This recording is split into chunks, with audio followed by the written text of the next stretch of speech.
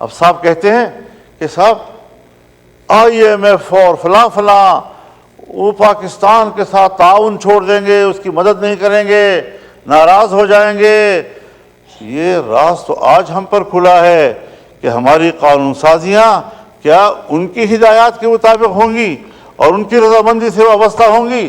کیا ہم آزاد ملک نہیں ہیں؟ اور اگر آزاد نہیں ہے تو کہہ دیا جائے کہ ہم واقعتاً غلام ہیں، پھر ہم جانیں اور غلامی جانیں کس طرح پاکستان پر آپ غلامی مسلط کرتے ہیں۔ لیکن یہ افسوسناک باتیں ہیں۔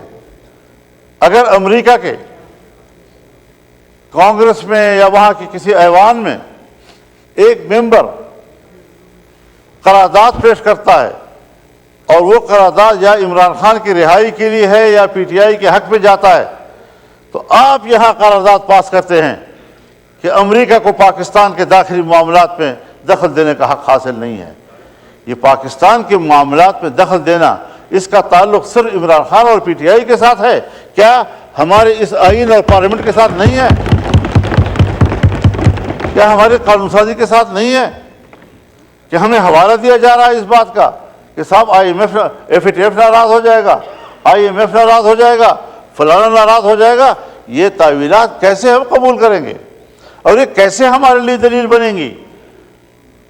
اس حوالے سے پورے ملک بھر میں ایک شدید قسم کی ناراضگی پائی جا رہی ہے، اور ہم رفتہ رفتہ اس بات کی کوشش کر رہے ہیں کہ کسی تلخی کی طرف ہم نہ جائیں، کیونکہ پاکستان اس کا متحمل ہمیں نظر نہیں آ رہا ہے آج کے حالات میں۔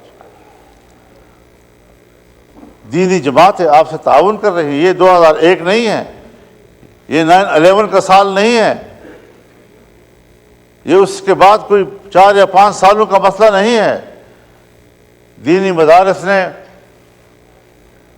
23-24 سال ثابت کر دکھایا ہے کہ ہم پاکستان کے ساتھ کھڑے ہیں، ہم آئین کے ساتھ کھڑے ہیں، ہم جمہوریت کے ساتھ کھڑے ہیں، ہم قانون کے ساتھ کھڑے ہیں۔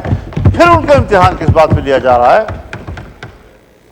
تو پھر صاف ظاہر ہے کہ ہمیں تکلیف ہے اس بات سے کہ ملک میں مذہب کی تعلیم کیوں ہے، اس کے لیے مختلف ادارے کیوں ہیں، قرآن و حدیث اور فقہ پڑھانے کے لیے ہم نے مدارس کیوں قائم کیے ہیں۔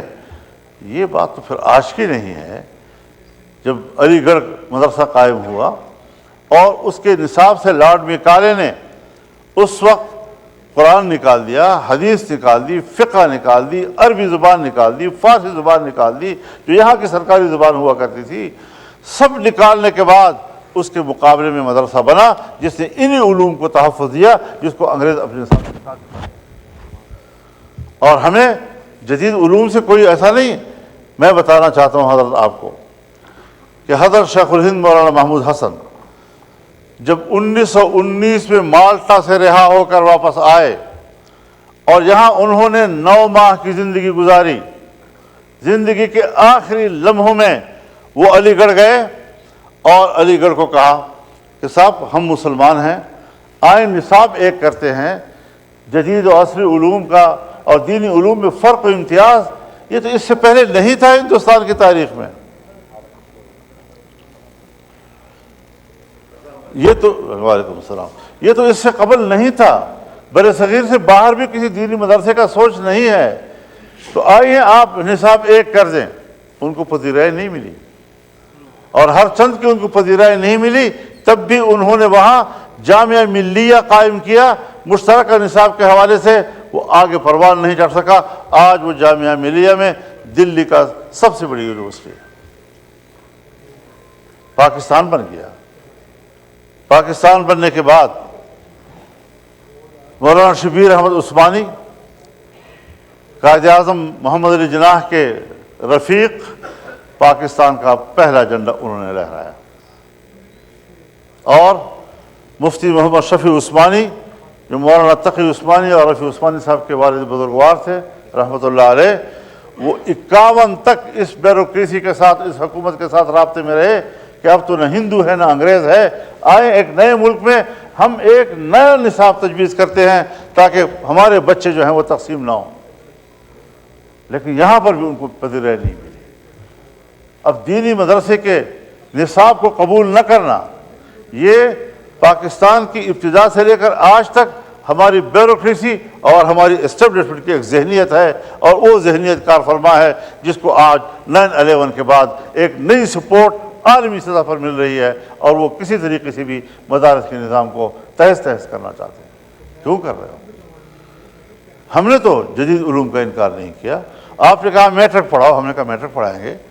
آپ نے کہا B A F A F S C پڑھاؤ، ہم وہ کریں۔ آپ نے کہا اے لیول او لیول پڑھاؤ، ہم نے کہا بالکل ٹھیک ہے۔ آپ نے کہا کہ یونیورسٹیوں میں جو مضامین پڑھائے جاتے ہیں کم از کم 3 مضامین کا آپ کے بچے امتحان دے دیں تو اس کے بعد ہم آپ کو بی اے اور ایم اے کے گریجویشن کے سرٹیفکیٹ آپ کو مہیا کر دیں گے، ڈگریاں مہیا کر دیں گے۔ حضرت ہم نے اور ہمارے بچوں نے آپ کے سکولز یونیورسٹیز کے بورڈ میں امتحانات دیے ہیں۔ میرے تعلیمی ادارے کے بچوں نے جب آپ کے بورڈز کے اندر امتحان دیے تو پہلی پوزیشن بھی دینی مدرسے کے طالب علم نے لی، دوسری پوزیشن بھی دینی مدرسے کے طالب علم نے لی، اور تیسری پوزیشن بھی دینی مدرسے کے طالب علم نے لی۔ آئے شرح دیکھ لیں، ہمارے بچے، علماء اور مدارس کے بچے کس شرح کے ساتھ کالج پڑھ رہے ہیں اور اسکول پڑھ رہے ہیں اور یونیورسٹی میں جا رہے ہیں، اور آپ اپنی بھی شرح دیکھ لیں کہ آپ کے بچے کتنے مدرسے میں آتے ہیں اور مدرسے میں قرآن و حدیث کے علوم حاصل کرتے ہیں۔ اگر زور دیتے ہیں محض ایک ایگزیکٹو آرڈر پہ، اگر آپ زور دے رہے ہیں محض ایک معاہدے پہ جس کی خلاف ورزی خود حکومت آج تک کر چکی ہے، اور اس کے لیے آپ وہ جو مسلمہ دینی مدارس ہیں اور مسلمہ تسلیم شدہ دینی مدارس ہیں، مسلمہ بورڈز ہیں ان کے، آپ ان کے نظام کو خراب کر رہے ہیں، رجسٹریشن ان کی نہیں ہونے دے رہے، تو یہ تو نہیں ہو سکتا کہ آپ رجسٹریشن نہیں کریں گے تو مدرسہ ختم ہو جائے گا۔ میں ایوان میں کہنا چاہتا ہوں، آپ آج نہیں 100 سال تک بھی رجسٹریشن نہ کریں اور نہ کریں، خدا کی قسم دینی مدرسہ زندہ رہے گا، برقرار رہے گا انشاءاللہ۔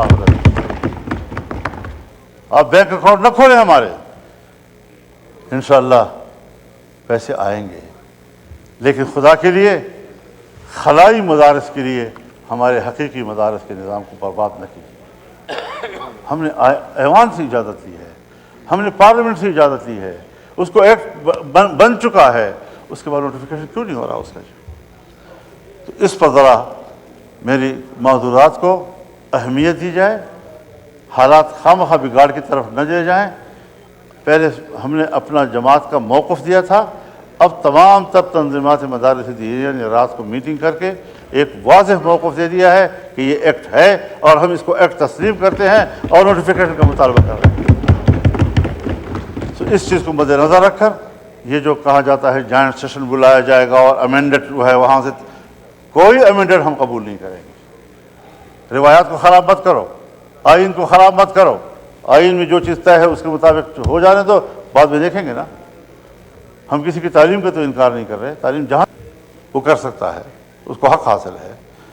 اسکول یونیورسٹی بھی ہیں، اور کتنے ادارے ہیں، کتنے رفاہی ادارے ہیں، غیر حکومتی ادارے ہیں، وہ آج بھی تو اسی سوسائٹی ایکٹ کے تحت رجسٹرڈ ہیں، لیکن صرف مدارس کو کیوں نشانہ بنایا گیا؟ مدارس میں تقسیم پیدا کیوں کی گئی؟ آپ چاہتے ہیں کہ علماء آپس میں لڑیں؟ ہم علماء نہیں لڑیں گے آپس میں، کوئی مسئلہ نہیں ہے۔ ہم نے پہلے بھی فراخ دلی دکھائی ہے، ہم آج بھی اس پہ اعتراض نہ کرتے اگر ایکٹ میں پہلے وہی چیز موجود ہوتی، لیکن چونکہ ایکٹ بن چکا ہے لہذا ایکٹ بننے کے بعد ترمیم اس وقت تو نہیں ہو سکتی، بعد میں اگر کوئی تجویز آ گئی تو ہم بات کر سکتے ہیں، اس کے بعد بات ہوگی، لیکن ایکٹ ہے۔ پارلیمنٹ کی عزت کرو خدا کے لیے، کم از کم میرے جو تحفظات ہیں اس الیکشن پہ، کم از کم اس اپوزیشن کے پی ٹی آئی کے تو اعتراضات ہیں، حکومت تو اپنے آپ کو صحیح حقیقی منتخب نمائندہ سمجھتی ہے اپنے آپ کو، اپنے دعوے کے مطابق تو آپ اپنا رویہ جو ہے ٹھیک کر لیں۔ تو اس حوالے سے چاہے پاکستان پیپلز پارٹی پارلیمنٹیرین ہو، چاہے پاکستان مسلم لیگ ہو، چاہے ایم کیو ایم ہو، چاہے باپ پارٹی ہو، جتنی بھی ان کے اتحادی اس وقت حکومت میں بیٹھے ہیں، سب کی کمٹمنٹ ہے، سب کا ووٹ ہے۔ اب ووٹ دینے کے بعد اگر وہ کہیں اور پارلیمنٹ سے کہلوایا جائے کہ ہاں ہم سے غلطی ہوئی تھی، میرا خیال میں پھر یہ پارلیمنٹ کی بھی بہت طویل ہو، لہٰذا جو طے ہوا ہے ہم اسی کو بات کو ایمفسائز کر رہے ہیں۔ اس پر زور دینا چاہتے ہیں اور ہر قیمت پر اس کو حل کرنا چاہتے ہیں۔ اگر اس سے آگے پیچھے معاملہ گیا تو یقیناً پھر ایوان نہیں میدان میں فیصلے ہوں گے۔ اللہ تعالیٰ ایسی امتحانات